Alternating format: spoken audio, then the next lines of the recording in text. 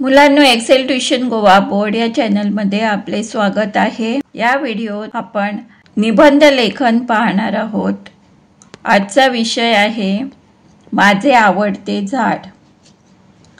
माझे आवडते झाड माड आहे। सुरू करूया।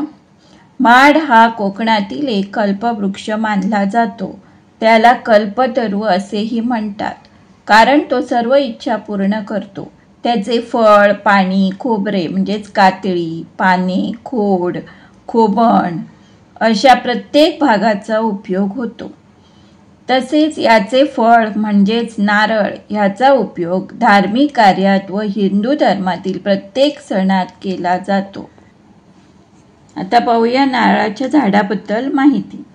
नारळाचे झाड 50 ते 65 फूट उंच वाढू शकते। त्याची पाने मोठी व पिसासारखी असतात, ज्यांची लांबी 15 ते 25 फूट असू शकते। त्यांना झावळ्या म्हणतात। या माडाच्या पानांना झावळ्या म्हणतात किंवा चुडतेही म्हणतात। गावात याचा उपयोग केरसुणी म्हणजे झाडू व छत बनवण्यासाठी करतात। माडाच्या पानांचा उपयोग व पाने व हीर असतात त्यांचा उपयोग। तसेच जळावासाठीही याचा उपयोग होतो। सुकलेल्या झावळ्या जळावासाठी वापरतात।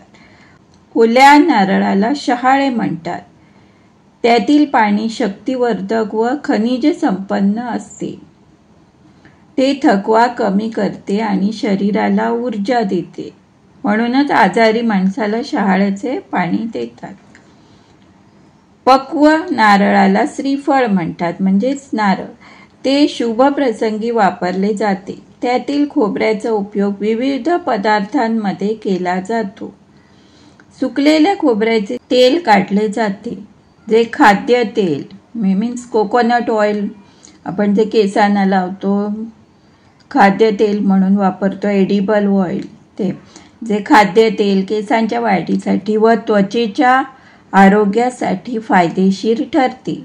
तसेच नारळाच्या तेलाचा उपयोग कॉस्मेटिक्समध्ये म्हणजेच विविध सौंदर्य प्रसाधने, औषधे इत्यादीमध्येही याचा वापर होतो। नारळाच्या खोडाचा उपयोग बांधकाम साहित्य म्हणून केला जातो। नारळाच्या सालीच्या काथ्यापासून दोरखंड, पायपुसणी इत्यादी बनविले जाते, म्हणून मला कल्पतरू म्हणजेच माड हे झाड खूप आवडते। जर तुम्हाला व्हिडिओ कंटेंट आवडला असेल तर kindly like, share and subscribe for more such videos. धन्यवाद।